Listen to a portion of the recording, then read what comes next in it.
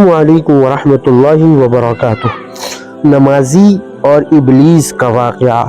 ایک شخص مسجد میں نماز ادا کرنے کے لیے اندھیری رات میں گھر سے نکلا۔ اندھیرے کی وجہ سے ٹھوکر لگی اور منہ کے بل کیچڑ میں گر گیا۔ کیچڑ سے اٹھ کر دوبارہ گھر واپس گیا اور لباس تبدیل کر کے دوبارہ مسجد کی طرف چل دیا۔ ابھی چند قدم ہی چلا تھا کہ دوبارہ ٹھوکر لگی اور دوبارہ کیچڑ میں گر گیا۔ کیچڑ سے اٹھ کر وہ ایک بار پھر گھر واپس گیا اور لباس تبدیل کر کے مسجد جانے کے لیے دوبارہ گھر سے نکلا۔ اپنے گھر کے دروازے پر اسے ایک شخص ملا جو اپنے ہاتھ میں ایک روشن چراغ تھامے ہوئے تھا۔ چراغ والا شخص چپ چاپ نمازی کے آگے آگے مسجد کی طرف چل دیا۔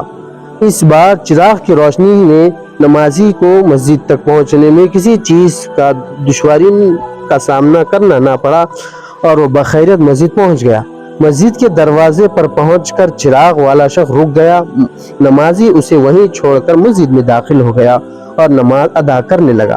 نماز سے فارغ ہو کر وہ مسجد سے باہر آیا تو اس نے دیکھا چراغ والا شخص اس کا منتظر تھا تاکہ اسے دوبارہ چراغ کی روشنی میں گھر تک چھوڑ آئے۔ نمازی نے اسے اجنبی سے پوچھا، آپ کون ہیں؟ اجنبی بولا، سچ بتاؤں تو میں ابلیس یعنی شیطان ہوں۔ نمازی کی حیرت کی انتہا نہ رہی۔ اس نے پوچھا، تجھے تو میری نماز کے رہ جانے کا خوش ہونا چاہیے تھا، پھر تو چراغ کی روشنی میں مجھے مسجد تک کیوں لایا؟ ابلیس نے جواب دیا، جب تجھے پہلی ٹھوکر لگی تو اللہ نے تیرے عمر بھر کے گناہ معاف فرما دیے، جب دوسری ٹھوکر لگی تو تیرے سارے خاندان کو بخش دیا۔